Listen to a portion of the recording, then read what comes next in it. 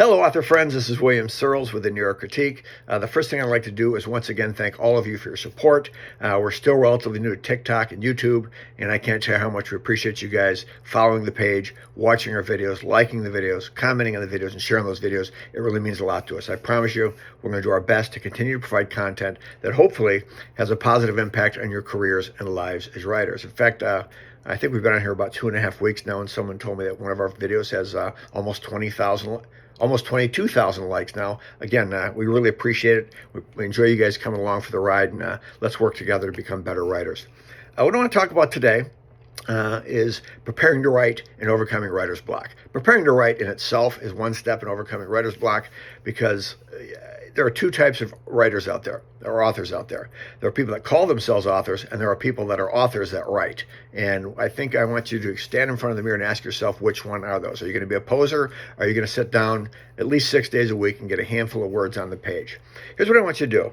I want you, if you have people in the house, I want you to say, hey, listen, I need an hour or two, however long it takes. Say I need some privacy, and I'm going to try and get a couple pages done every day. And after that happens, I want you to go to your space, whether it's a den or a library or your writing room, and I want you to close the door. I also want you to close the drapes. I want you to turn off the internet, and here's the biggest of all, turn off your phone. If you get your phone sitting next to while you're writing, in my opinion, you're not a writer. And what I want you to do then is pick up a book by your favorite author and read about 15 pages just to grease the wheels, get the flow.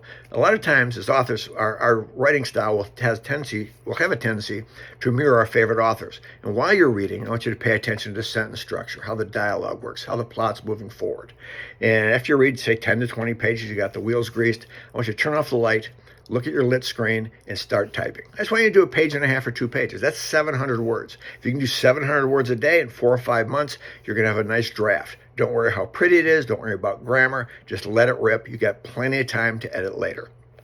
Next thing, writer's block. Again, I think a lot of it has to come without being prepared, and just doing those steps I just talked about is going to help you overcome a lot of that. But if you get stuck, I want you to write your characters' names down, and I want you to interview your characters. I want you to get into your character's head and ask them some questions. Where did they go to high school? Who was their high school date? What was a traumatic event in their life prior to the events that are in the book? Interview your characters, and as you speak with them, I think you'll find that they speak back to you, giving you ideas to write about.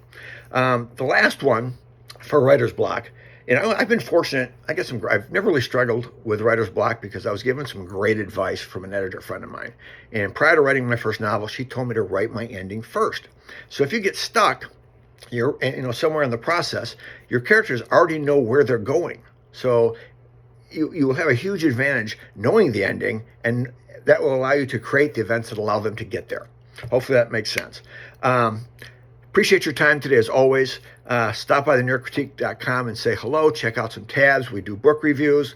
The critique itself, if you're getting near your last draft, we strongly encourage you to check out the critique tab. We have pools of people that love to read the genre you're in.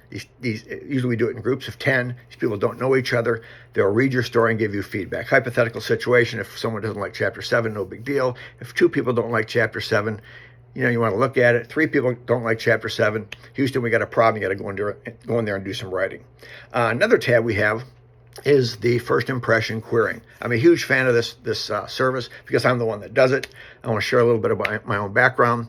My first novel, The Reason, was picked up by HarperCollins, Thomas Nelson, without an agent. It went on to become a #1 bestseller and was ultimately released in film by PureFlix and Universal Studios. What I do in this particular service, I look at your synopsis, your query, and the first 20 pages of your book. These are basically 20 pages of your manuscript. These are basically what most agents are going to look for. I give you my word, you will enjoy the process, and I will do my best to make sure your query, synopsis, and first 20 pages of your manuscript are shining, and hopefully we'll get an agent's attention. Again, stop by the New York Critique and say hello. We appreciate your time. Happy writing.